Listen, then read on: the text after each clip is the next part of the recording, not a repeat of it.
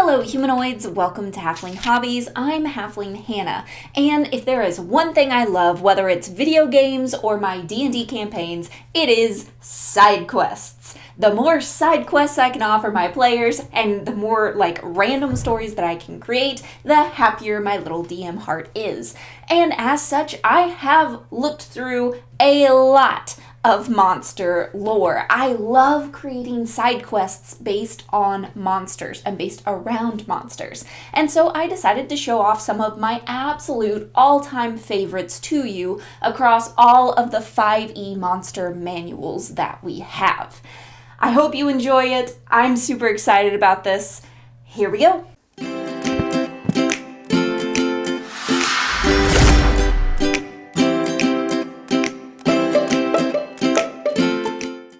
Alright, you beautiful dungeon masters, while you're here, you might as well contribute. Please, down in the comments below, tell me what your favorite monsters for side quests are. I would love for this video to be a super helpful resource for DMs in the future, so make sure you put that in the comments below. And let's get started.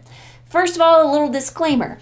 These monsters are not your typical D&D monsters that you would think of. I'm avoiding D&D tropes like goblins, gnolls, liches, hags, and things like that. I'm focusing instead on maybe some lesser known and lesser utilized monsters that create amazing side quests. Second thing that I want you to know about this video is that this is based on the type of side quest. So I actually have 6.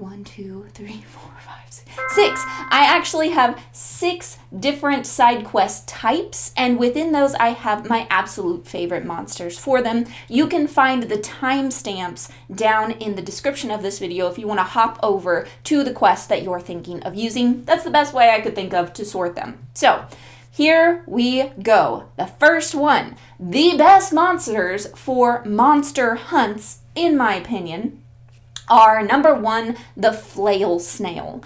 This does not get used enough, and I am obsessed with it because there's just so many options that you can do for a side quest. First of all, the players could need to hunt it down. The flail snail shell is magical and extremely valuable. One intact shell sells for 5,000 gold pieces, and a skilled armorer can actually craft 3 sets of armor from one shell.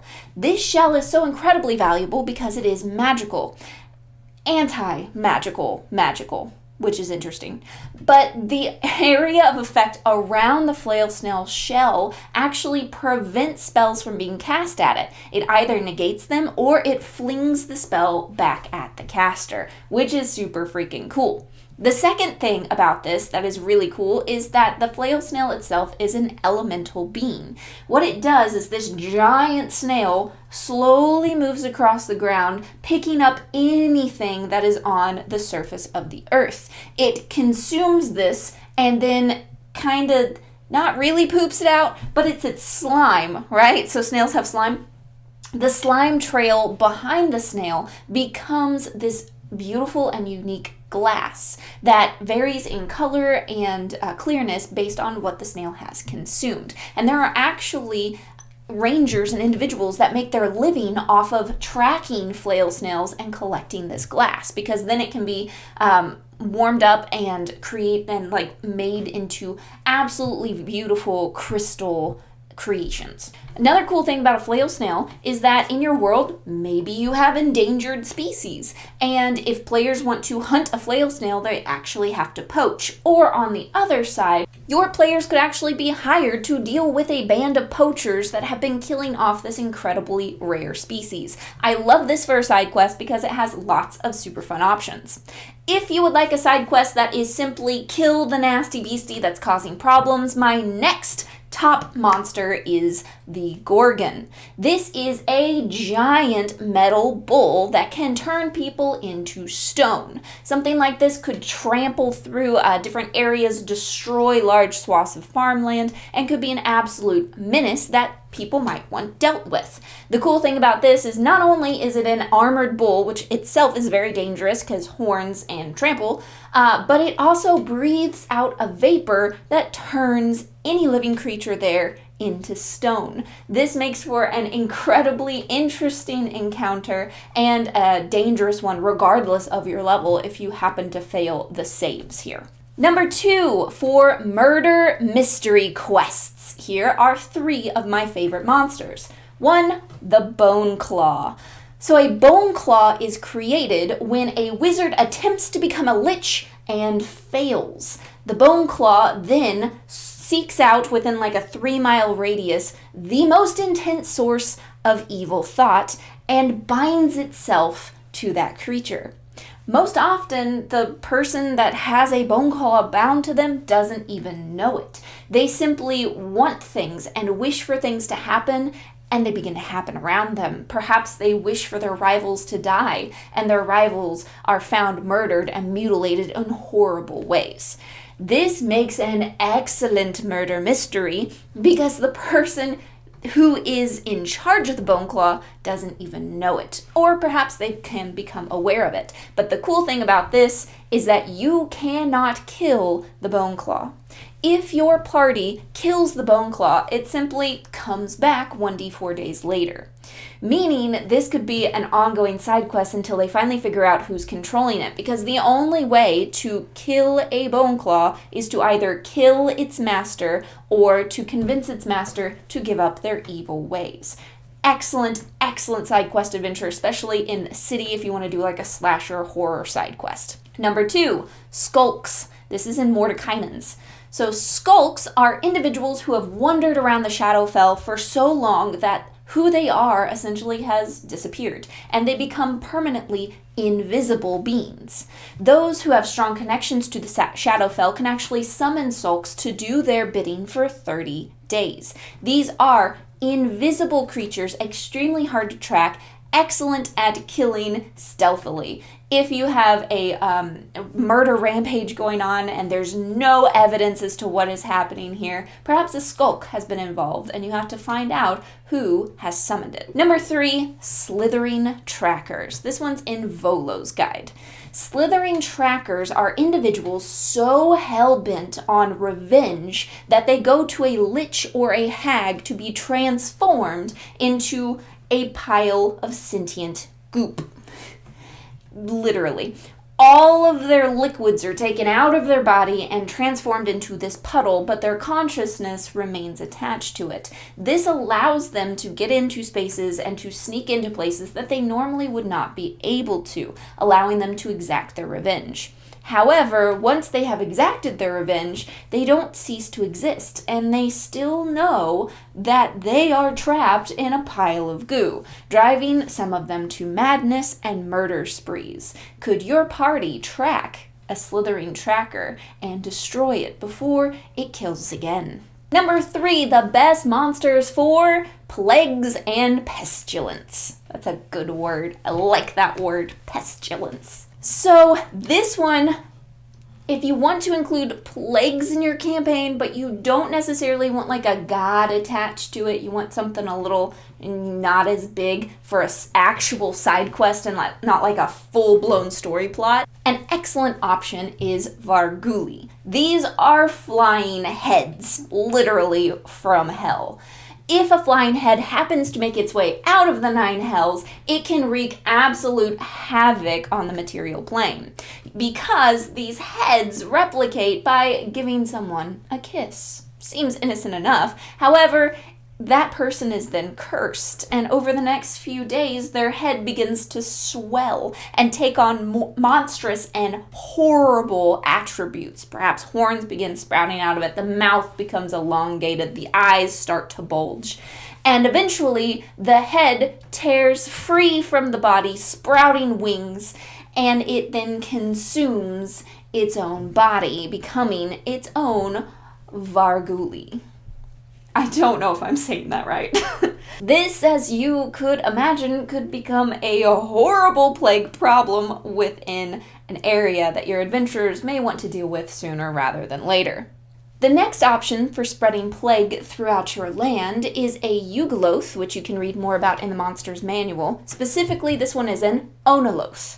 Onoloths are carriers of plague, and usually they are the last Yugoloth that a war commander or a king is going to try to hire. This is when a siege has gone on too long and they simply want to spread disease and death within a city, or they want to ravage a rival kingdom. Unaloths spread plagues wherever they go, and also swarms of insects that can destroy harvests. They are nasty, horrible things to deal with. And once their contract is up, they will renegotiate their contract to take back the disease that is now ravaging the land. And if the ruler can't pay the price to take the diseases back, they continue to ravage the land, perhaps even spreading to borders that they were not meant to. This is when a ruler might contract adventurers to try and destroy the Unaloth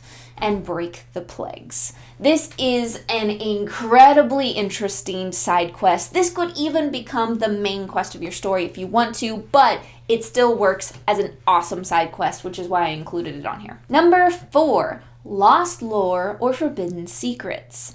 This is where if you have something in your plot or you've hidden something and you want your players to really work for it, my number 1 monster is a Stone Cursed. Stone Cursed happen when a humanoid has been turned to stone and then an alchemist or a wizard uses a process to animate that stone humanoid statue. During the process of becoming a Stone Cursed, an obsidian skull appears within the chest of the statue. Now, it's not visible while the Stone Cursed is alive, but if the Stone Cursed is destroyed, the skull will clatter to the floor. The interesting thing about this is that the skull contains the memory of the person that was the statue, and it can whisper to individuals. Now, they have to succeed on a DC 20 intelligence in order to discern what the whispers are saying, but if you have a wizard and they try often enough, you can give your wizard secrets from this skull, which is just so freaking cool, and I love it. And you can buy like a skull at like a Halloween store super cheap after Halloween, paint it black, and like have a physical prop at the table that they can talk to like freaking Hamlet. I love it. Okay, moving on. Number 5, Desecration of Graves. If you want to have a side quest that is really creepy, perhaps cemeteries or catacombs have been desecrated. Bodies are going missing, and your adventurers need to find out why. One option might be a corpse flower. These are horribly creepy, and they are, at this point, pretty canon in the lore of D&D. Giant flower that likes to put corpse on its back. Pretty much it. Awesome, creepy, hard fight, classic. Love it for a side quest. Number 2 is a flesh golem. Perhaps you have a mad wizard that is trying to recreate the body of his lost family. And so he's been stealing bodies to stitch together into flesh golems.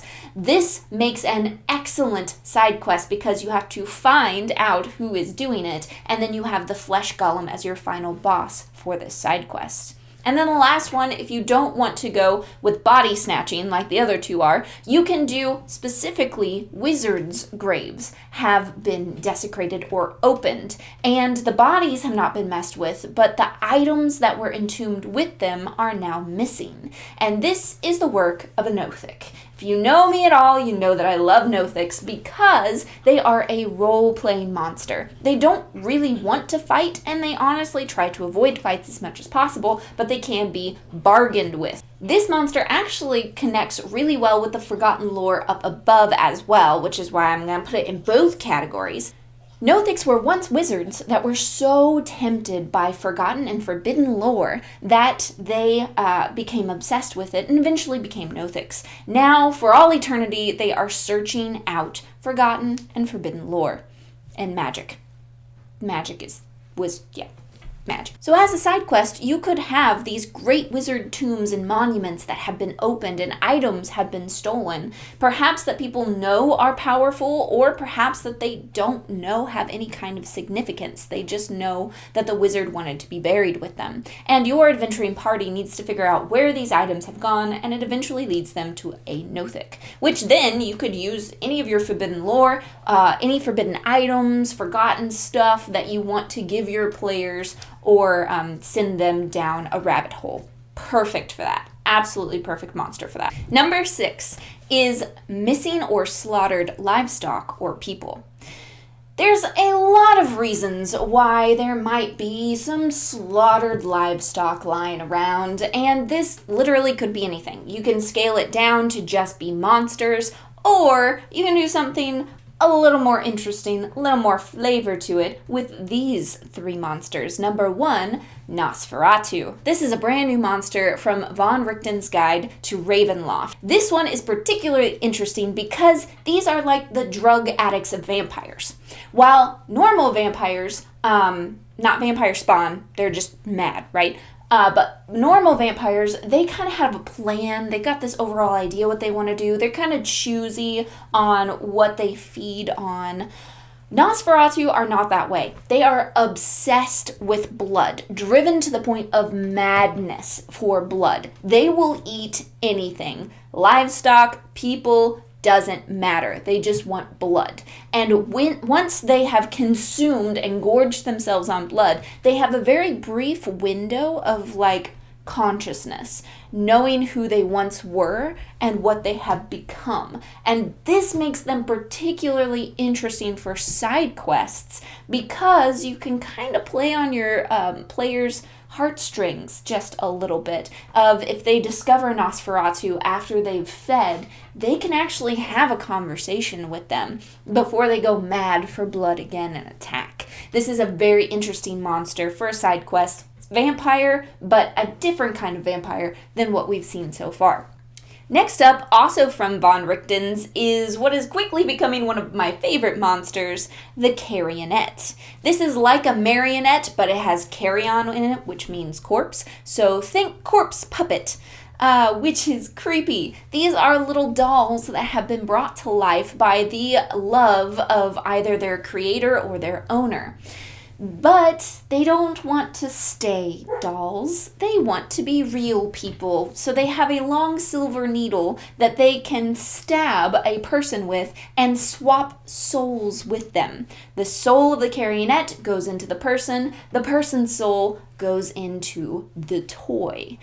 As you can imagine, this could create so many fun side quests or just encounters. It's something different, interesting, unique. It's a different take on possession where the person isn't fighting them within their body. They literally are in the doll's body and they have to try and stab their body again with the silver needle in order to regain control, which makes them really, really interesting monsters for side quests. And the last one of my classic favorites is Scarecrows. Scarecrows are a low CR rating. You can use them even for level 1 parties, and they are creepy as heck. I mean, super, super creepy. This is in the monster manual, so it's pretty widely available. And they are evil spirits that hags have bound onto literal scarecrows. And these things have long claws that they use to slash things up. So they can slash up livestock, that come too close to the field that they are in, people. The interesting thing about bodies that are killed by scarecrows is that the scarecrow does not consume them. It simply kills for the sake of killing, making a very interesting side quest for your players to try and track. And also, these scarecrows are indistinguishable from normal scarecrows as long as they are not moving, meaning this could be a really fun little monster hunt for your party. So those are my absolute all-time favorite monsters for side quests and some ideas on how to use them. Make sure you leave yours down in the comments below. And while you're here, check out this beautiful Patreon list. These are all the people who made this video possible. Thank you so much to them. And if you wanted to, you could be a part of this. Just go to Halfling Hobbies on Patreon. And until next time, my friends, may your game have advantage. Halfling Hannah here, signing out.